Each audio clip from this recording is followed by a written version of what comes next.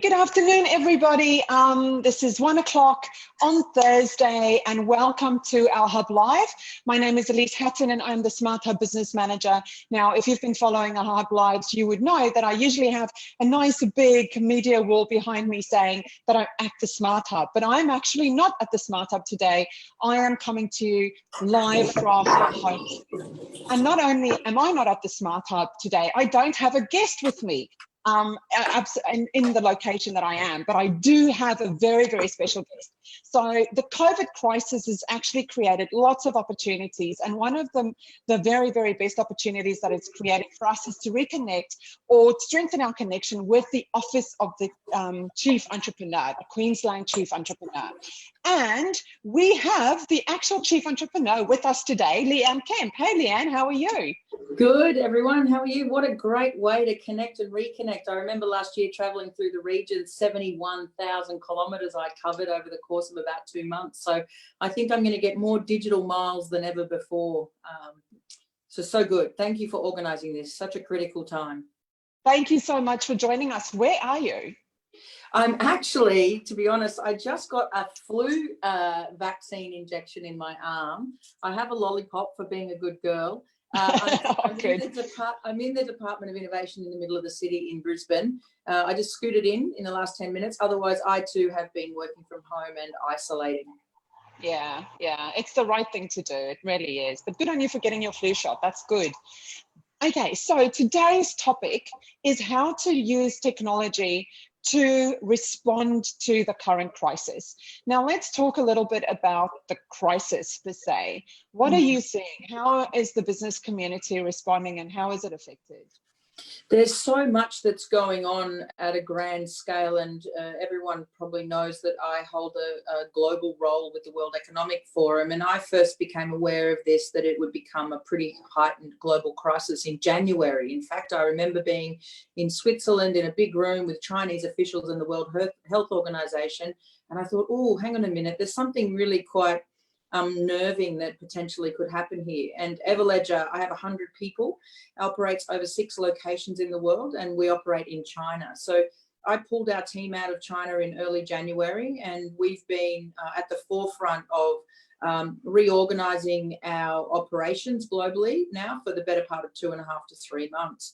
I would say with 100 people in the organization, we've put a lot of things in place. I had a keynote speech last week at Code, talking about pivoting and do you persevere? And I think we can canter a pirouette, which is actually a move that equestrians make at the Olympics. It's like a 2-horse movement with the front feet running in some circles and the back feet moving in another direction. Gives us the ability to be able to maneuver through this challenge.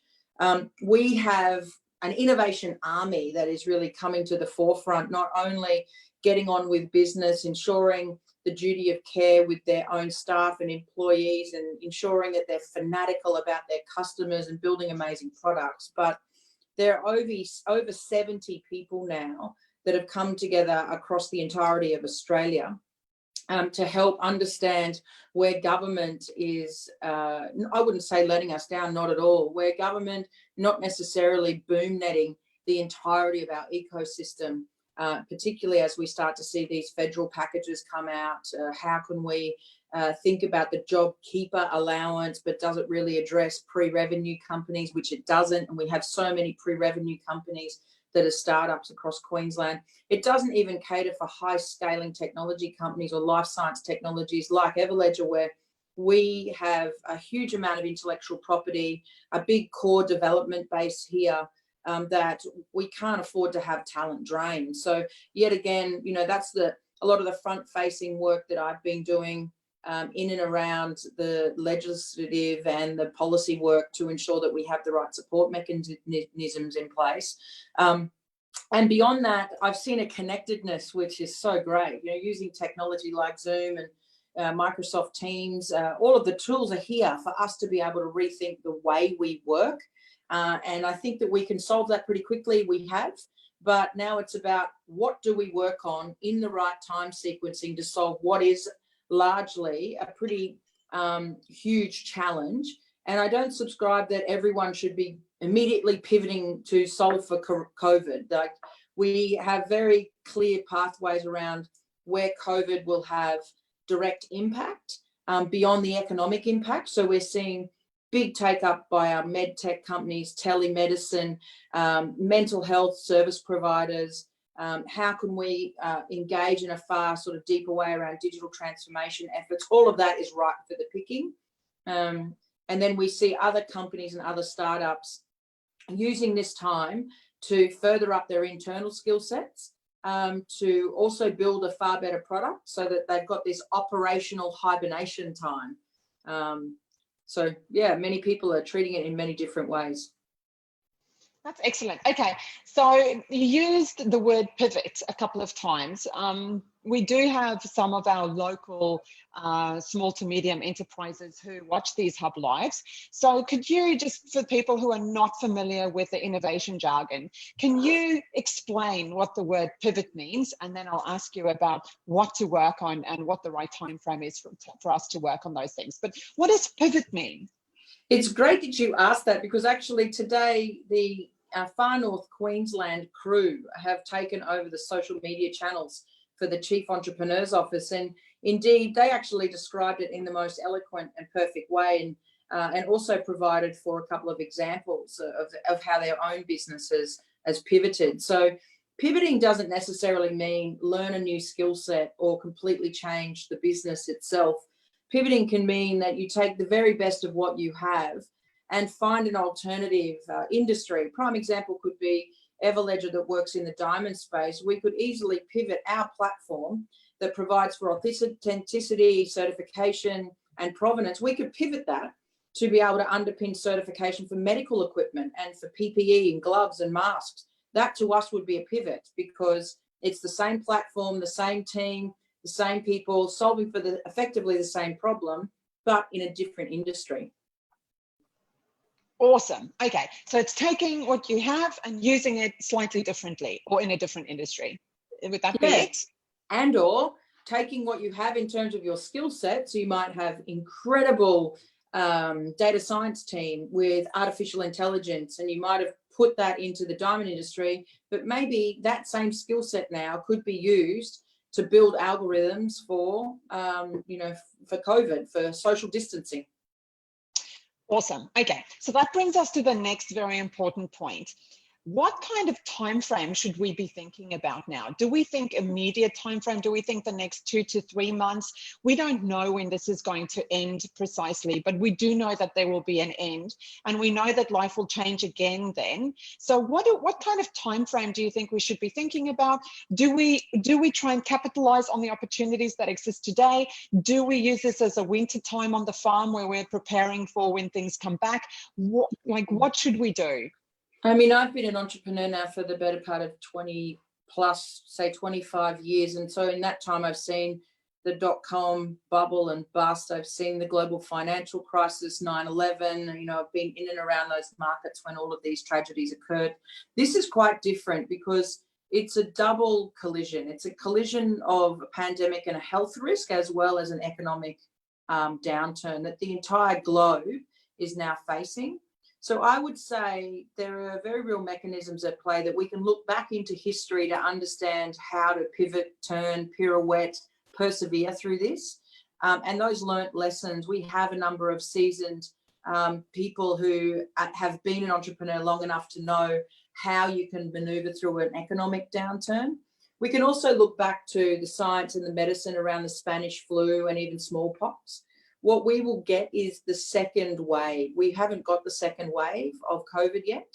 And maybe I'll share some information with you guys around a great TED Talk. Actually, it's by a name, his surname is Brilliant, and it is actually brilliant.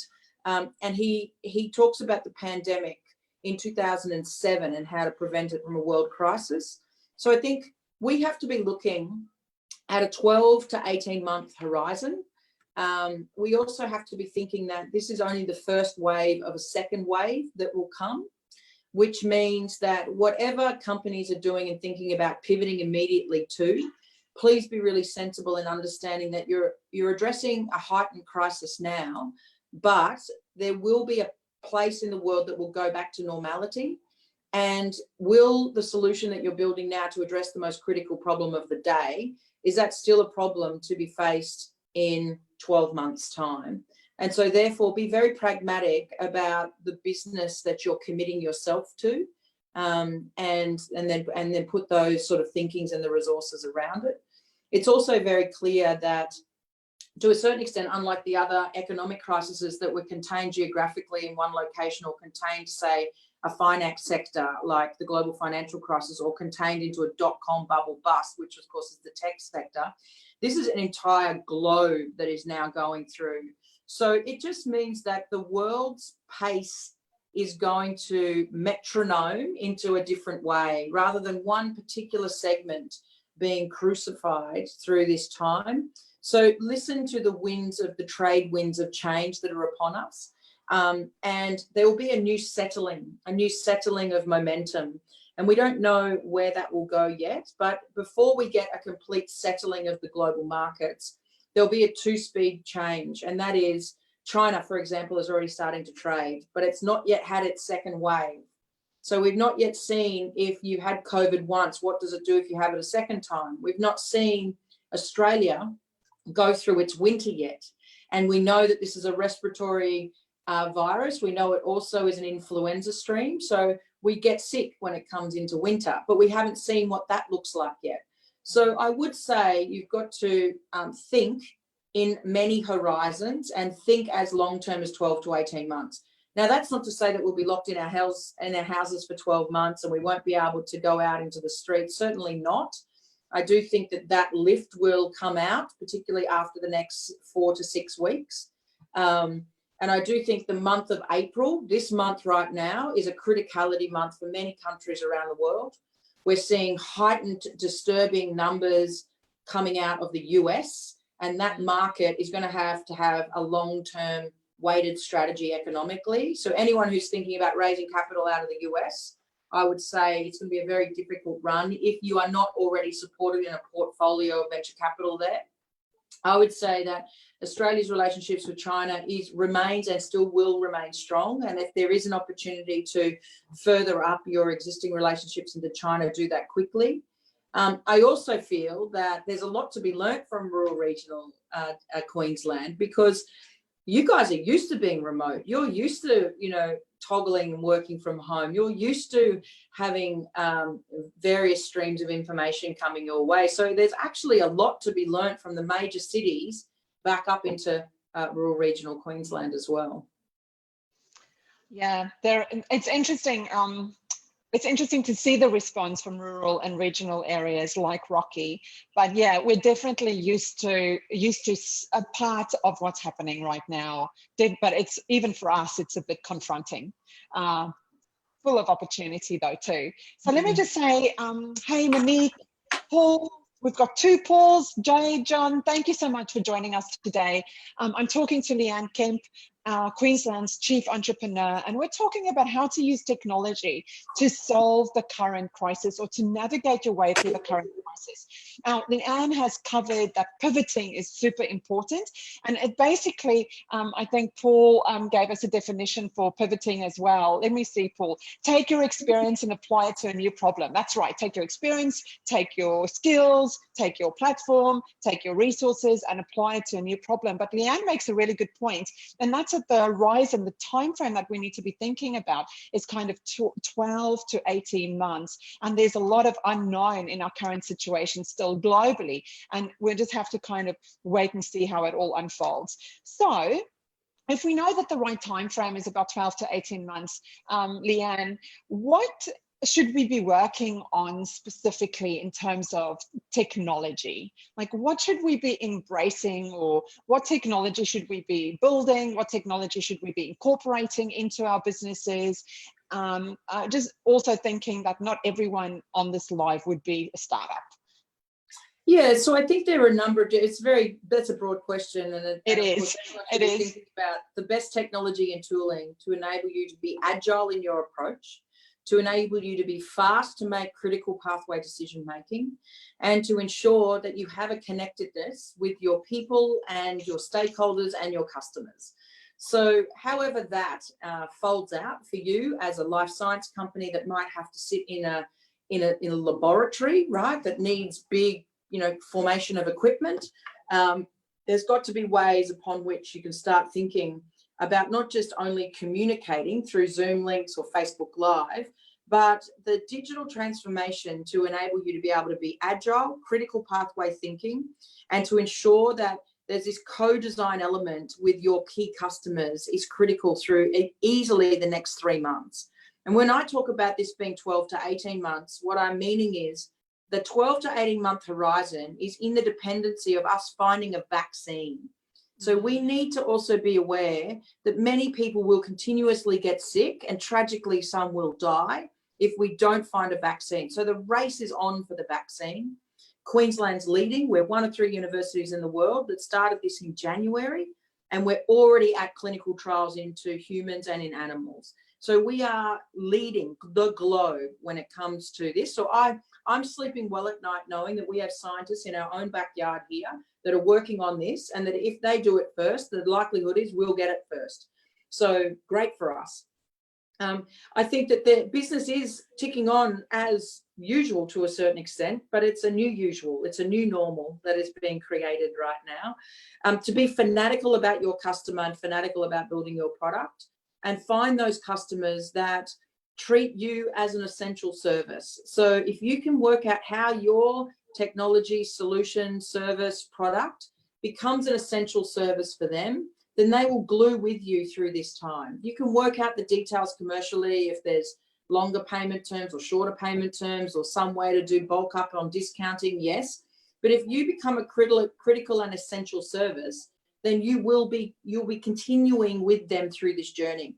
If your product is a discretionary service that's a nice to have, not a must have, then the reality is you are probably going to, over time, find out the answer to that question. So I think that answer to that question is going to come so quickly to some companies that might think that what they're doing is critical, but the reality is it might not be, and is it critical now for them to use it? So this will shake up some of the innovation ideas. I wrote an article yesterday. It's a pretty important article. It's posted on the Chief Entrepreneurs page as well as in the newsletter, and it talks about responsible innovation.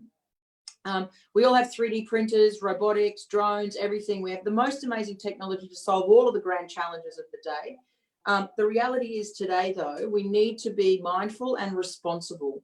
Is it really the right time to spin up 3D printers and start printing face masks and 3D gloves, and gloves and aprons? And what I said is, please be careful to certify, be sure they're with regulatory standards. If you're going to use innovation in a way, use it responsibly, because people's lives are at risk now. So we can't nearly be as robust about or as excitable puppy-like moments of saying this technology can solve the world. Yes, but right now people's lives are at risk. So we need to be careful of that. The false positives that come from artificial intelligence and data sets could mean someone going undetected if they are detected. So we need a consciousness around our responsible innovation. Okay, you make a heap of good points. Welcome, Abraham, Sharon. Paul is continuously saying that you're making such great points, and that he loves the comments and loves the comment that you made specifically about listening to your customers. Thank you so much, Paul. If you have any questions for Leanne, please be sure to put a question in the comments, and we'll do our very best to answer your questions. Abraham is also saying life will never be the same again. This disruption is influencing many industries. What do you think about that, Leanne? Do you think that life is going to return back to normal in, say, a couple of years from now? We'll just look back and go, yeah, that was an interesting time. It's just as if it's never happened. I mean, I think in some sense, I'm glad it won't be the same, because there are so many things that we should and rightfully do need to change, that now the timing and the criticality of it is coming to the forefront. I'm seeing incredible reformation of relationships and reformation of communication channels. A prime example is what we're doing now through the Chief Entrepreneurs Office. it's fantastic to be able to have so much connectivity. And yes, it's been unfortunate circumstances, but necessity is the mother of all invention. And let's face it, it's the mother of reinvention. What I'm loving, though, is people wanting to unlearn to relearn, which is something I talked about last year. And right now, I've baked 2 cakes in the last two weekends. I don't know that I've ever done that in my life, but they're quite good cakes, by the way. I bought a guitar, and I thought I could have so much time that I could binge Netflix, eat popcorn, and maybe read up on a whole bunch of TED Talks. But the reality is I haven't had time on the guitar just yet.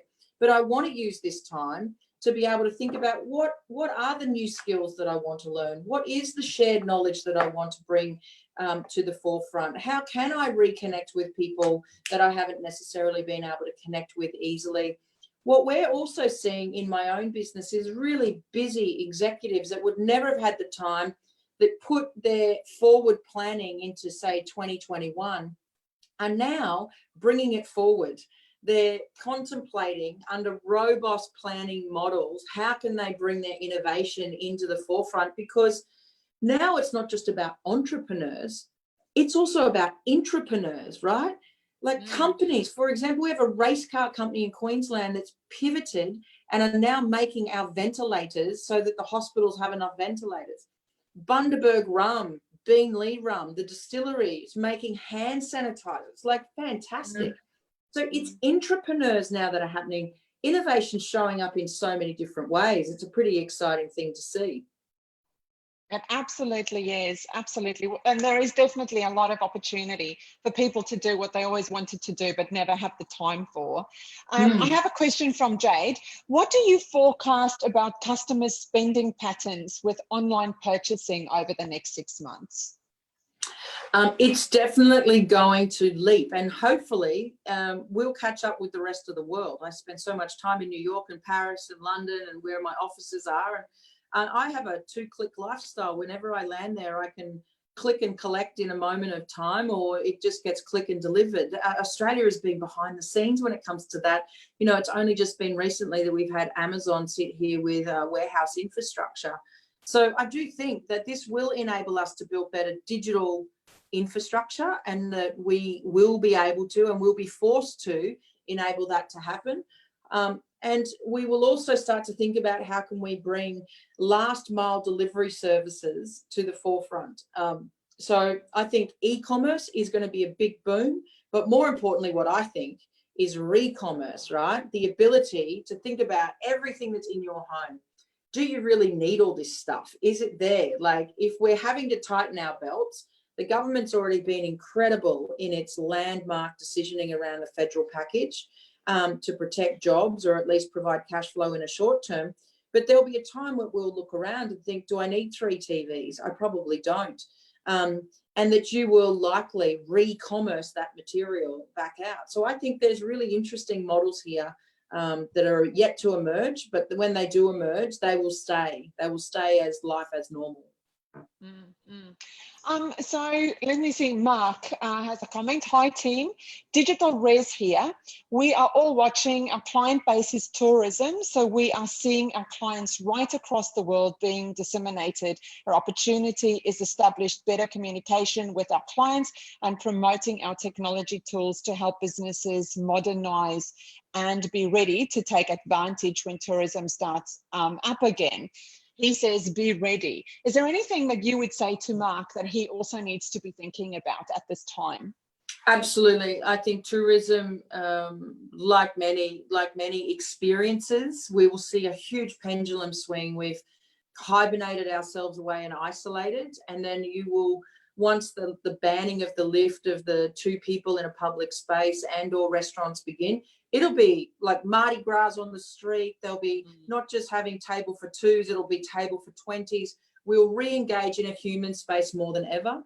To be ready in terms of the tourism boom is to be ready with both a digital and a physical experience platform. So bring together some way, and we're seeing this already with the museums around the world, large art collections, bringing themselves directly into digital libraries, and also using some augmented reality and some virtual reality overlays, which I think is interesting. So how do you pre-prepare the individualized experiences before they arrive? And that engagement piece, that pre-sales engagement piece, the pre-travel piece is pretty interesting.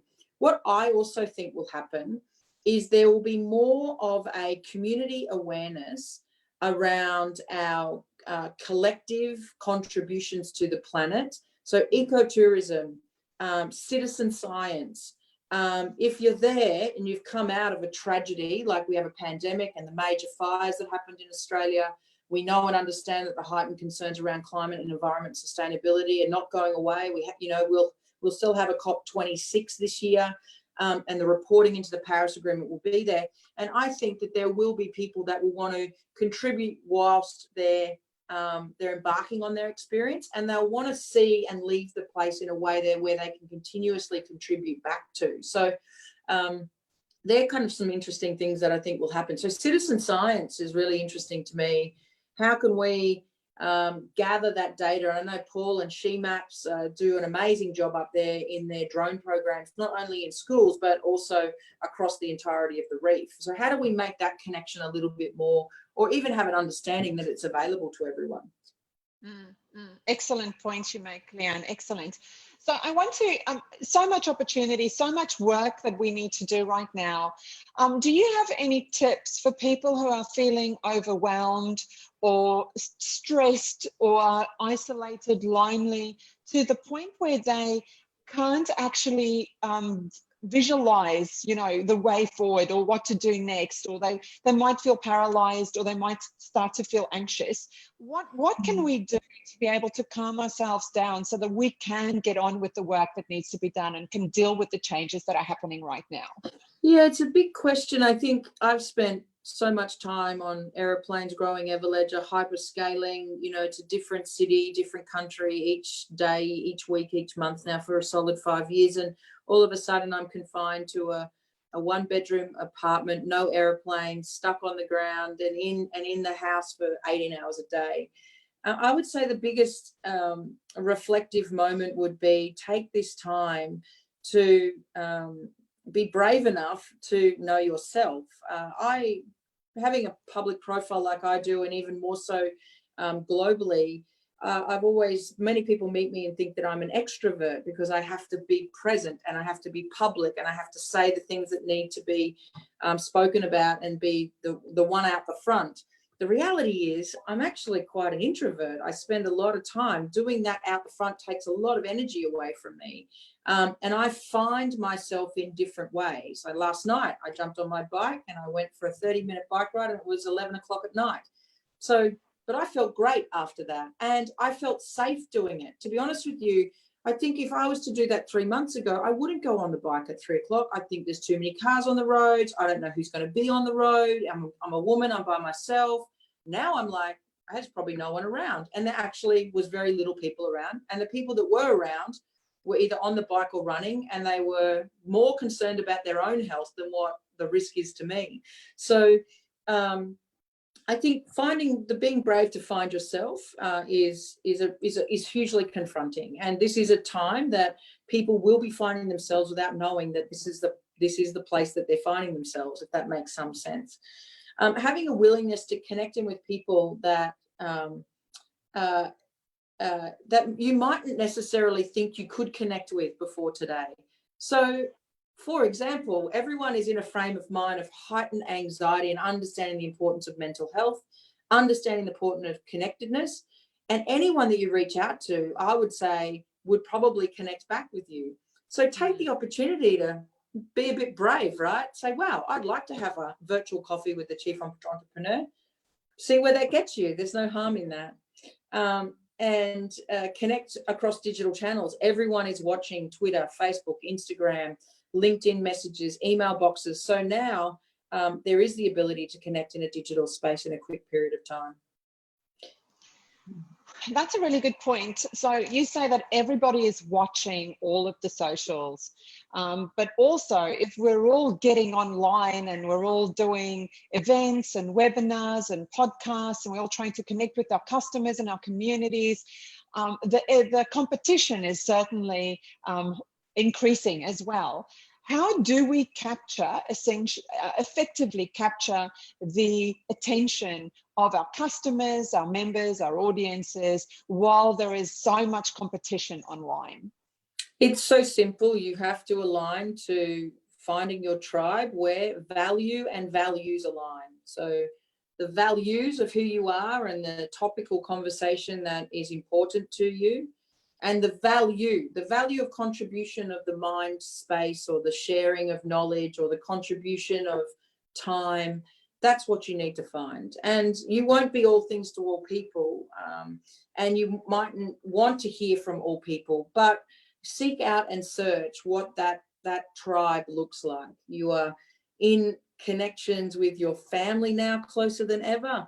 And then there's these concentric circles that communities overlap. So find what's of deep interest to you, find what's of deep concern, find curiosity again, and find creativity. And then you'll be amazed what the universe provides for when you anchor into those 4 points.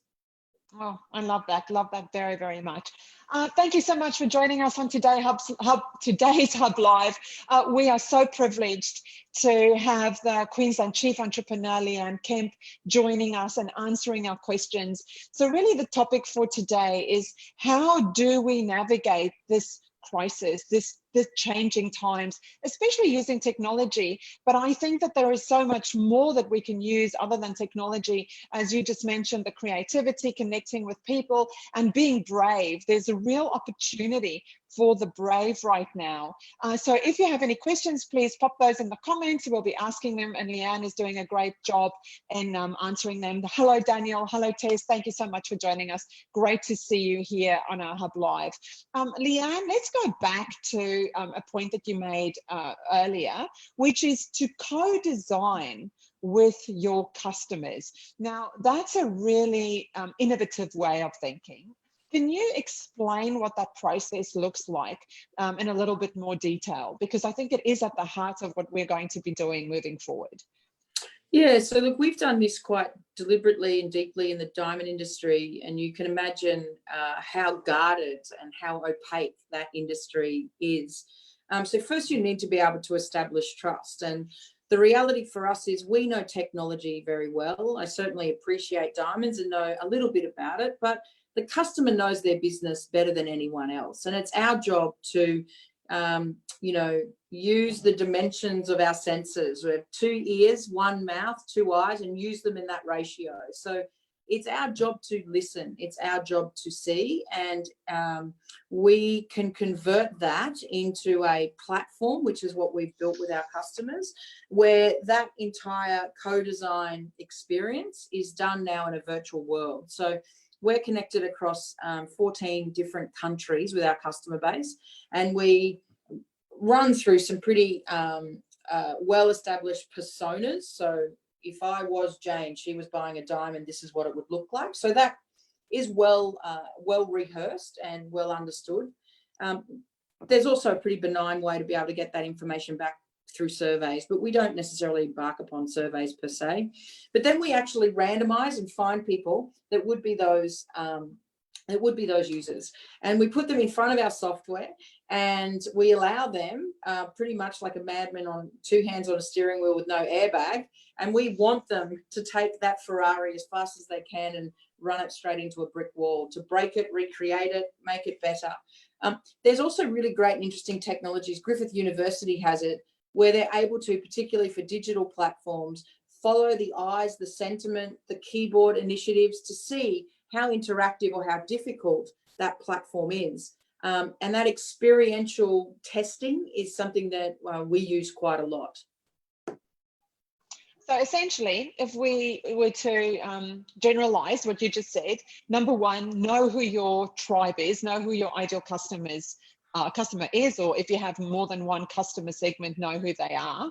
Secondly, find someone who fits that description and let them have a go at using your product, service, platform, and really listen, look, and ask questions to understand the experience. And I would say that there's something different between having a customer product fit is different to a product market fit. They're two different things. So the trick then is to be sure that all of the customers that are using the platform or the service or the software might be happy in their own realm. But if you're working in a complex supply chain like we are, that doesn't necessarily mean that you have a product market fit. The market is bigger than the customer itself. So there's a whole nother dimension in how you would get product market fit.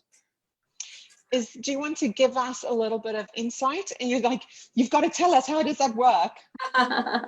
Yeah, I mean, it always helps with hard work, right? So I think everything comes down to ensuring we have solid communication and really great feedback loops. But when I talk about customer product fit, different to product market fit, you need to be able to understand, particularly in global markets, that what would be fit for the diamond industry in Australia is very different to what would be fit for the diamond industry in China. So it's more about the geographical placement as well as the cultural wordings within your product that you have to have very sensitive understandings about as well. It really boils down to know your customer, know the market. Yeah, it does. Okay, so I'm just going to read a comment from Sharon. She's joining us on behalf of the, let me just find it, sorry.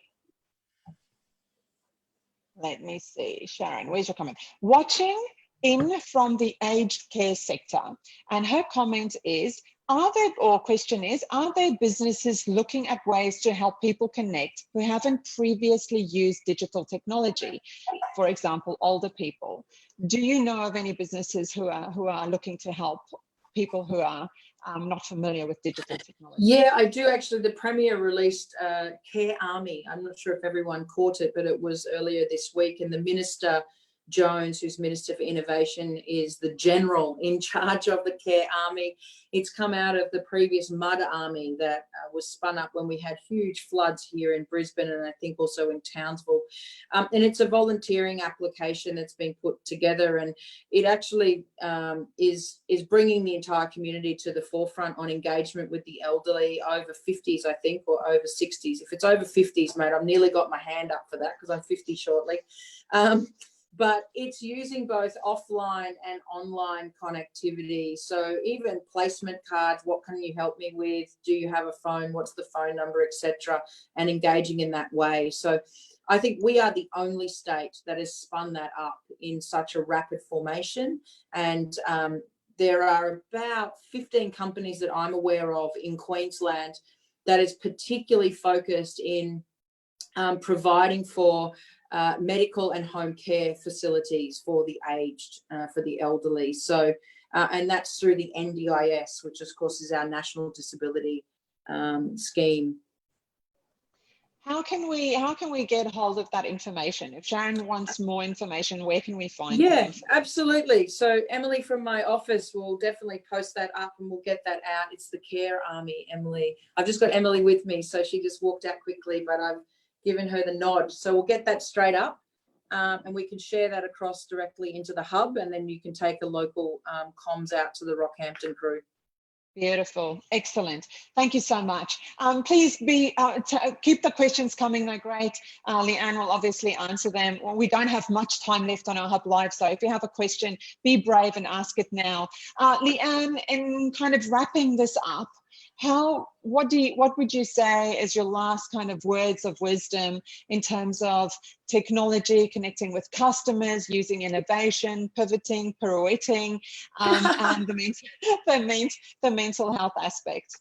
I feel like I'm wearing a green shirt today. I feel like Baby Yoda. So it's quite a trying time, but as I said before, necessity is the mother of all invention. And it does feel as though right now, a lot of the work and the words and the wisdom that led us into this new decade. And I remember saying in January that this is the year for change and the decade for action.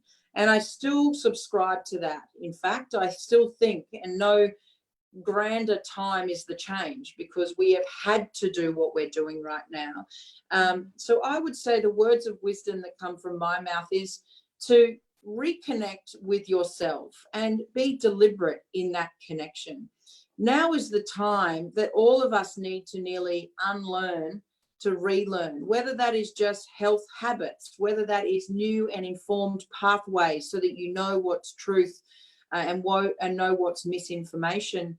And then I would also subscribe to saying, it is, if we have an existential crisis, and some people are facing that tragically now in our hospitals, but if you were to rethink the last 10 years of what you've done and how you've worked, loved and lived, how are you going to spend the next 10 years? Because if these challenges are hitting the entirety of the world like they are now, this is likely to be the first of more crises that will come to our forefront. So how do we build not just resiliency to be able to get through it, but anti-fragility? It's something I speak about a lot, that muscle strength. And to be able to get that muscle strength through this time will mean that braveness has to come within us as individuals, within us as families, as communities, as leaders across the entirety of the state. Wonderful. Just checking, Leanne, no questions have come in, so I'm going to wrap this up and say thank you so very much for your time. You have been absolutely marvelous to speak with. I hope that we can have you as a HubLive guest again before the things go back to normal. If you're open. I reckon we're going to have you as you're going to take over the Chiefs channel, so that's going to be pretty exciting. Rockhampton will take on the hands on the steering wheel at a future time. We've got cans and she maps on the tools today. It's fantastic to get the voice of our founders and our ecosystem out into the wider populace. So I'm pretty excited about this. Excellent. We'll stay connected and we'll definitely keep collaborating. Thank you so much for all you do for our state. Thank you so much for all you do for Australia. And thank you so much for sharing your wisdom and insight with us today. Really appreciate it. My pleasure. Anytime. Stay healthy, stay safe, be brave. Will do. Thanks.